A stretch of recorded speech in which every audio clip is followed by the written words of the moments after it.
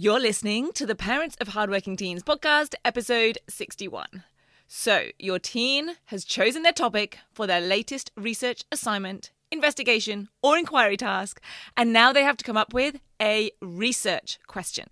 So today, we're going to talk about what makes a great research question, how should they word it, and how can they craft it so that it gives them access to those top criteria in the mark scheme.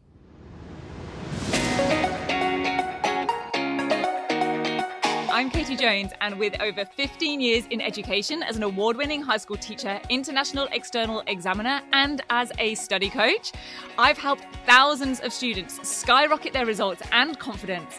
And this podcast is where I share all my insights, tactics, and tips with you, the parent, so you can help your hardworking teen get happy, smart, and successful in their study, and have you both enjoy the journey along the way. This is the Parents of Hardworking Teens podcast. Hey VIPs, how are you doing? I hope you're well. And for all of you in the Southern Hemisphere, I hope semester 2 is getting off to a rock solid start. And for anyone in the Northern Hemisphere or in international schools, especially my friends in sunny England, where it actually is sunny right now, I hope that you are enjoying the start of your summer holidays. Things are really good here, although as you can maybe tell from my voice, I'm just getting over a cold right now, but I'm feeling fine, and it's actually been kind of good timing that I got it out of the way over the weekend because I have got a busy couple of weeks coming up. I'm running a professional development workshop for teachers this Friday. As I record this, it will have actually just been and gone when this episode is released, which is big because it's a full day event. But I love doing teacher professional development workshops because it is just so good to be sharing more and more of this work and these strategies with those keen teachers so that more and more of it makes it into your teens' classrooms and the everyday teaching that they are receiving.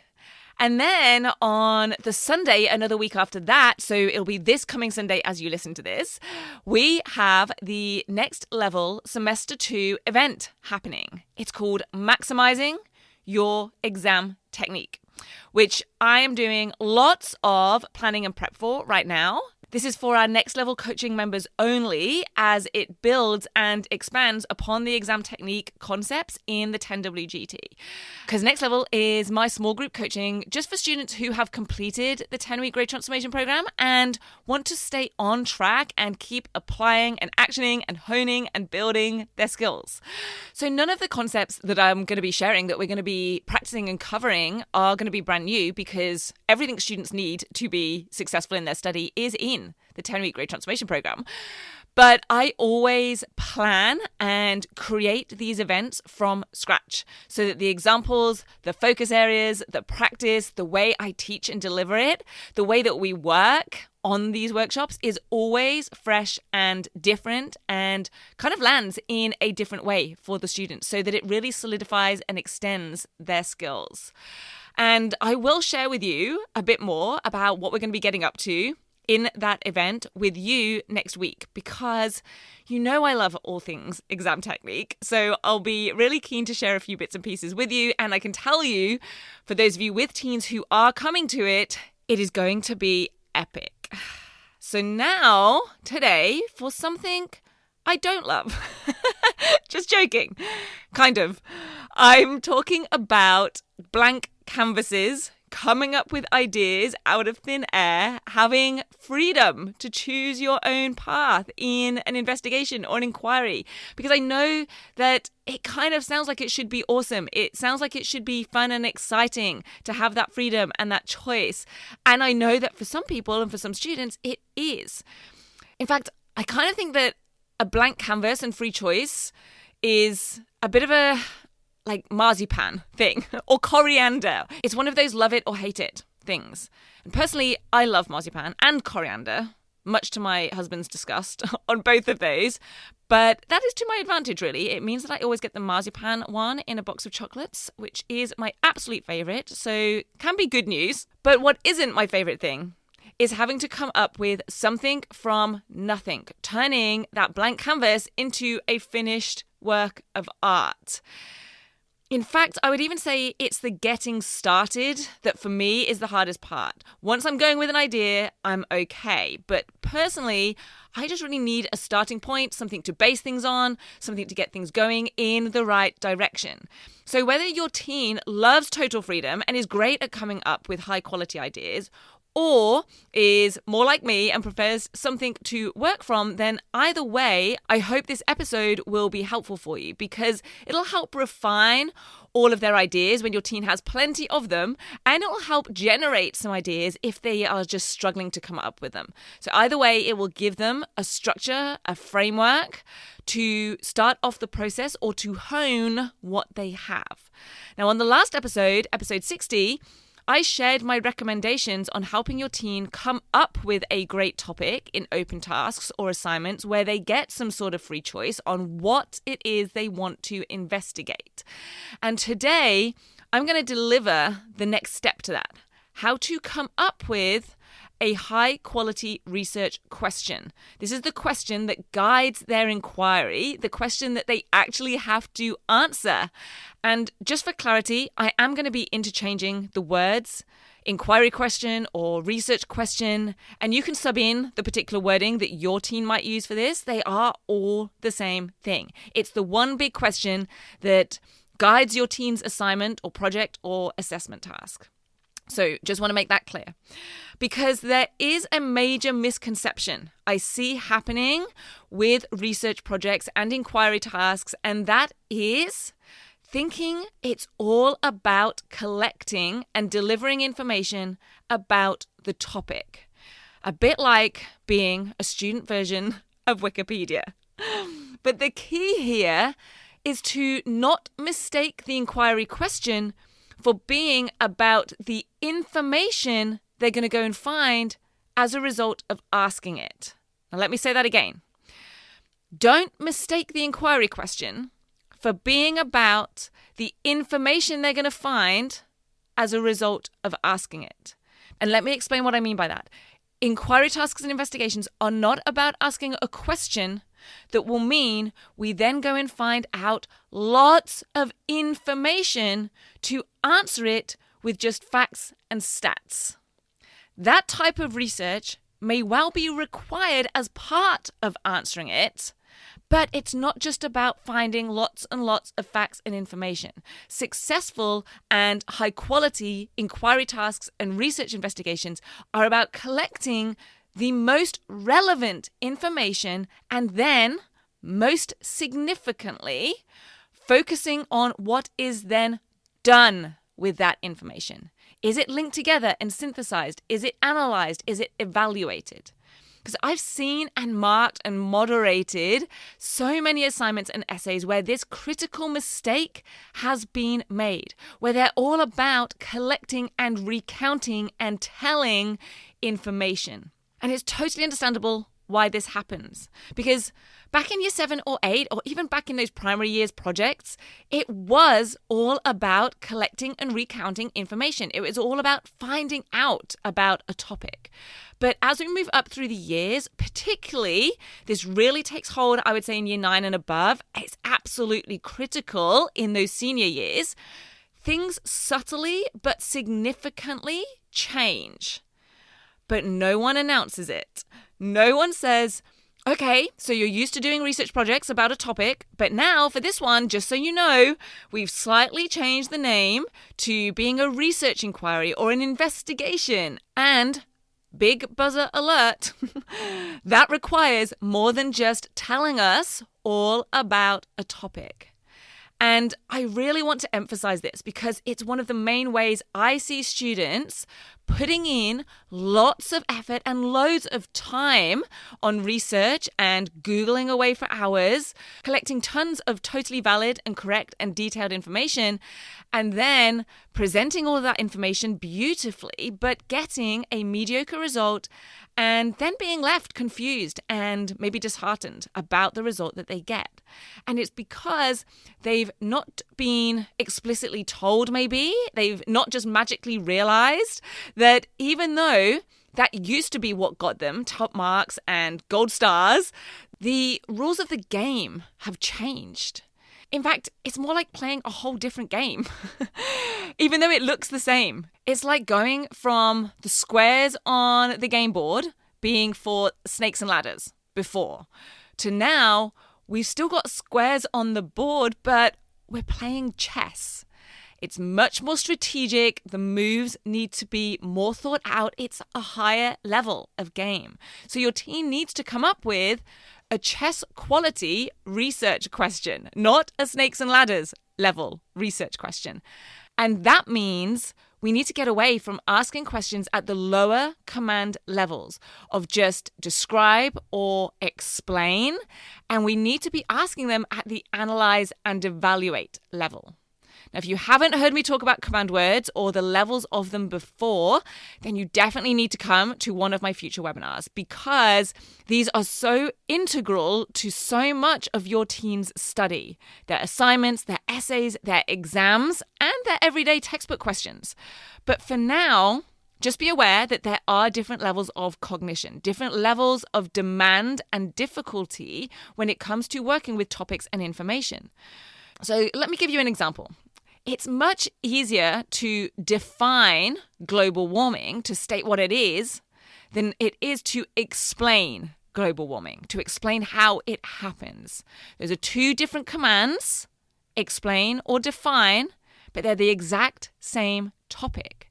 And like I said, it used to be fine for your team to do lots of describing and explaining in their research projects, but not once they're in really year 9 and above.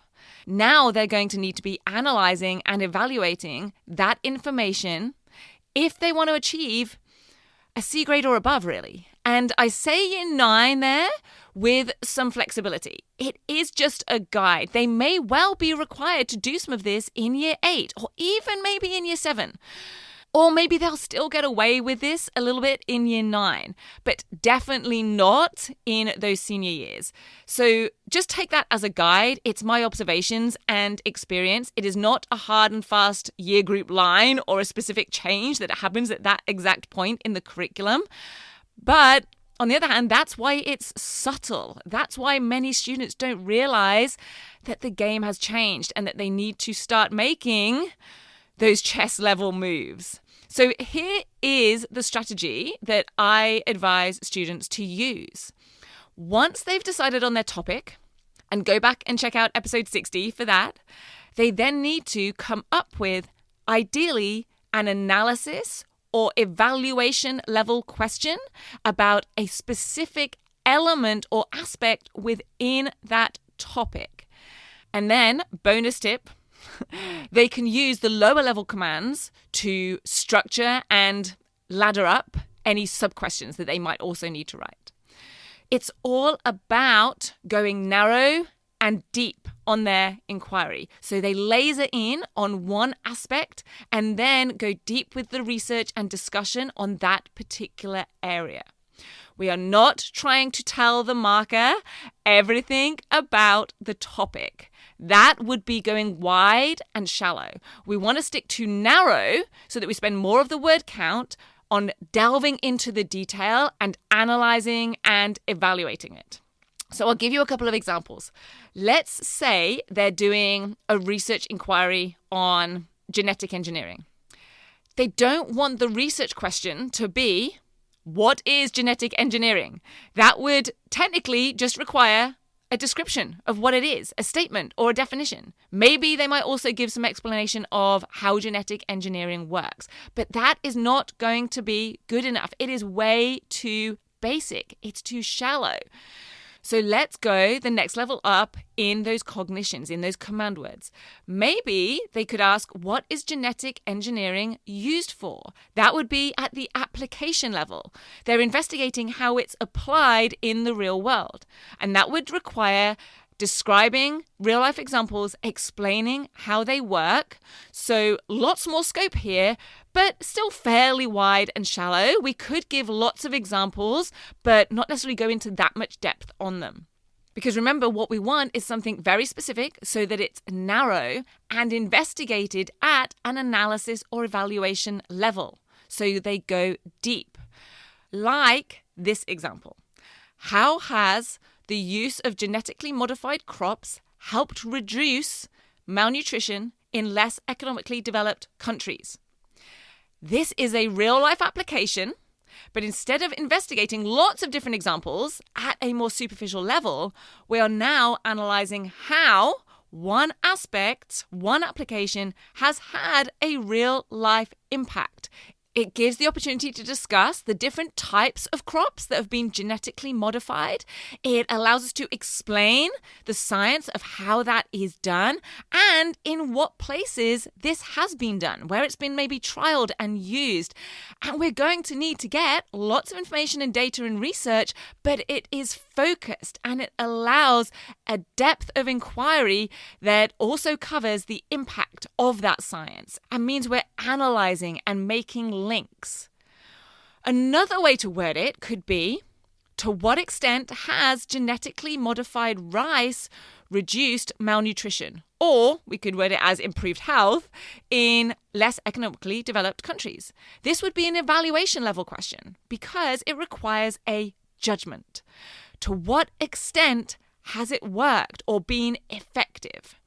Now, the student here would still need to describe and explain the topic to get them started, and they do that in their introduction or rationale. So it's not that there isn't any describe or explain level information here, it's just not the only information. It's not as far as the investigation goes. We're not just doing lots of describing and explaining. It's not a fact-finding mission.